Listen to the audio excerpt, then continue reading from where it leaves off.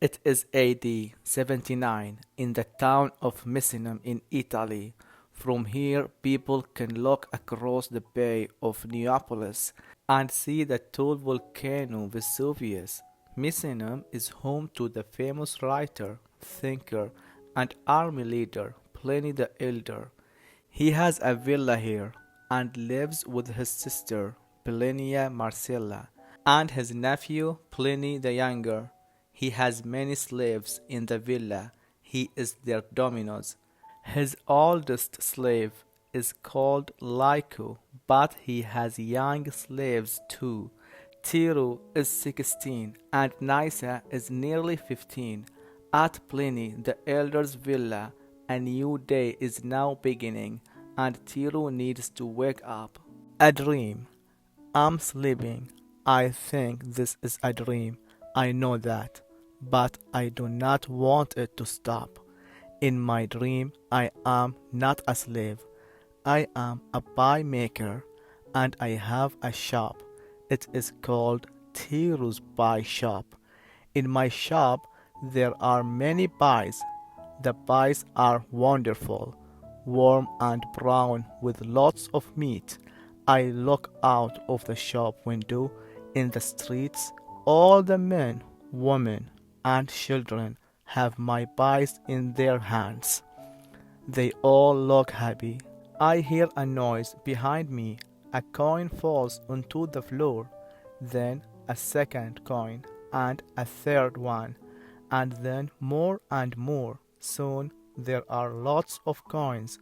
Where did they come from? I do not know. But I laugh. I am rich. I have a pie shop, and people love my pies. Everything is wonderful, and I feel wonderful. Then suddenly the sky becomes dark, and Pliny the Younger walks in. When I see him, I am very afraid. Are you the pie maker? He asks slowly. His blue eyes are colder than winter. Yes, I say. It's strange, he says, but when I look at you, I think about my slave, Tiro. He was a good cook too. I am a pie maker, I say. I'm not a slave. I begin to shake. Come with me, Pliny the Younger says. I go out into the street with him. He smiles at me, and then suddenly he calls to everyone. Tiro's pie are the best pies in town. But this boy is not a pie maker. He is my slave. There are people in the street, and they stop and look at us. Then a woman says, "Go away." I am afraid, and I begin to run, but then I stop. I look at the people. They are angry, but not with me.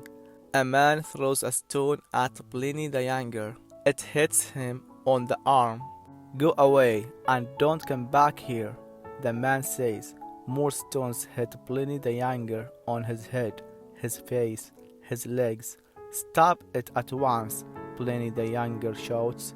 But nobody listens, so he begins running. He runs, and everybody watches and laughs. "I'm staying here," I say. "I'm not a slave. I'm not a slave." Tiro the slave. "Tiro, it is the morning. Our Dominus is hungry. We must make breakfast for him. You need to get water. Get out of bed." I do not want to open my eyes. I do not want to forget my dream. I do not want to be Tiro the slave, and I am very tired. Yesterday, our Dominus, Pliny the Elder, worked for most of the night, so Lyco and I worked too. We can read and write, so last night we wrote many letters for him, to the captains of the ships at Misenum, and to his friends. He is having a big dinner for them. In the letters, our Dominus said, "Come to my villa for dinner. My cook is very good." When I heard this, I smiled.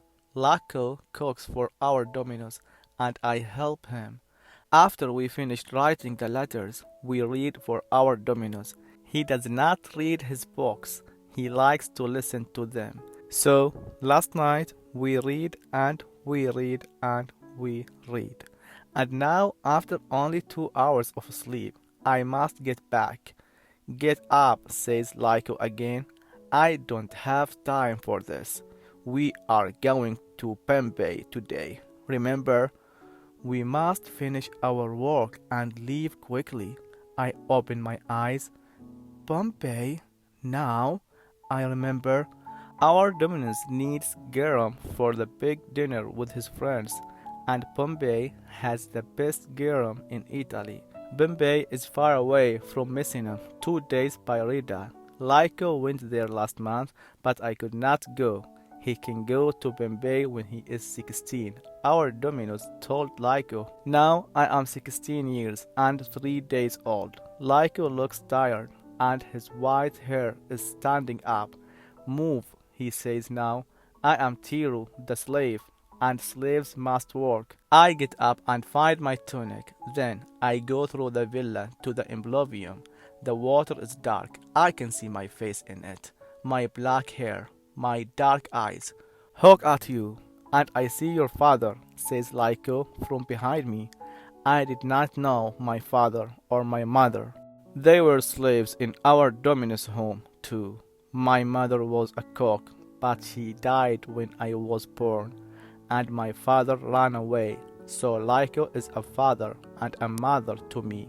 He is my teacher and my friend too. I am young, but I can read and write in Latin and Greek, and I can cook lots of things, meat, bread, pies, because Lyco taught me. You are a fast learner, he says. Lyco goes into the villa, and I take water from the impluvium.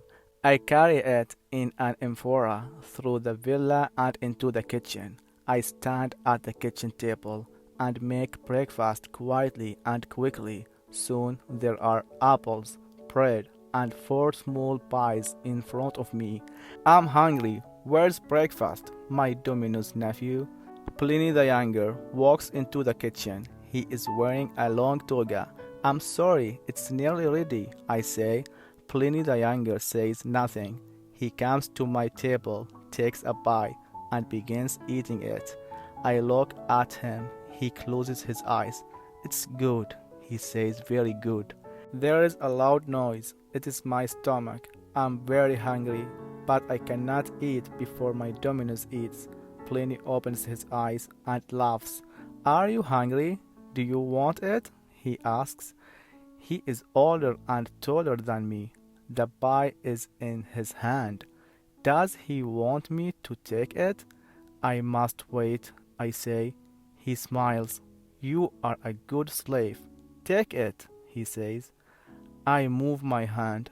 Is he going to give me the pie? I do not know, because suddenly everything is shaking. The pie falls to the floor behind us, and amphora falls too. It breaks loudly. What's happening? Pliny the Younger says. He is afraid, and I am too. But before we can run from the room, everything stops shaking. My Dominus comes into the kitchen. Plinia, Marcella, and Lyco are behind him.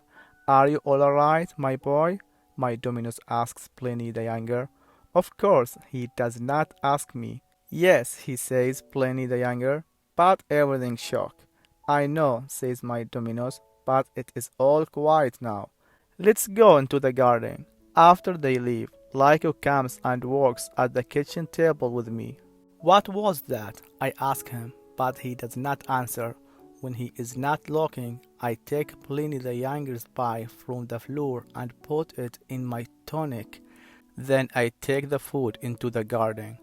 Our Dominus, Pliny the Younger, and Plinia Marcella are sitting and talking quietly. I put the food on the garden table. Before I go to the kitchen again, I look at the morning sky.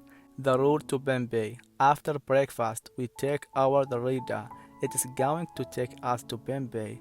When we are ready, Nisa comes and talks to us. She is a slave, like me, and she has lots of questions.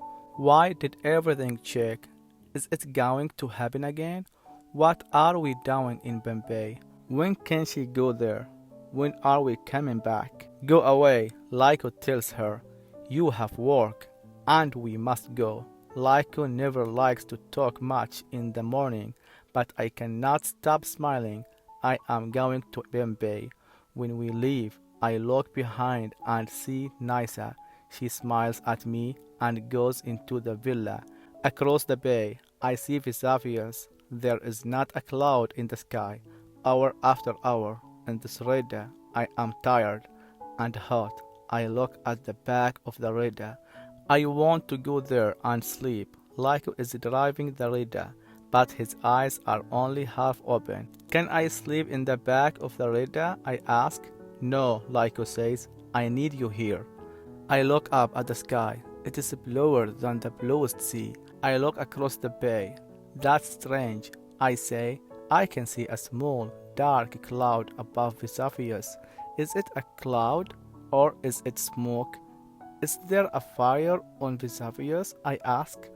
Lyko does not answer. My stomach makes a noise. I'm hungry, I say. This time Lyko looks at me. Be quiet, he says.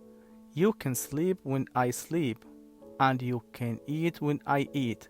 But I begin. But what? But nothing, I say. Lyko looks at me, and I look at Lyko.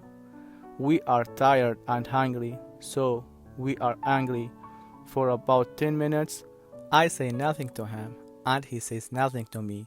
But then he begins to smile, and I smile too. After that, we sometimes talk, and we sometimes sit and say nothing. All the time, Vesuvius is getting nearer. At our Dominus villa in Misenum, Vesuvius always looks small, but now it looks very, very big. Do you know the story of Spartacus? Lyko asks. He is looking at Vesuvius too. No, I say. He lived about 150 years ago. He was a slave near Neapolis, but he ran away because he wanted to be free. Soon, more and more slaves across Italy ran away too. Thousands of them, and they all went to Vesuvius because Spartacus was there. Spartacus was their leader. He spoke and they listened. They were an army. There was Spartacus' army of slaves. I think about Spartacus on Vesuvius and all those slaves. So what happened on Vesuvius? I ask. More than 3,000 Roman soldiers went there. Spartacus and his army were at the top of Vesuvius, and they had no food.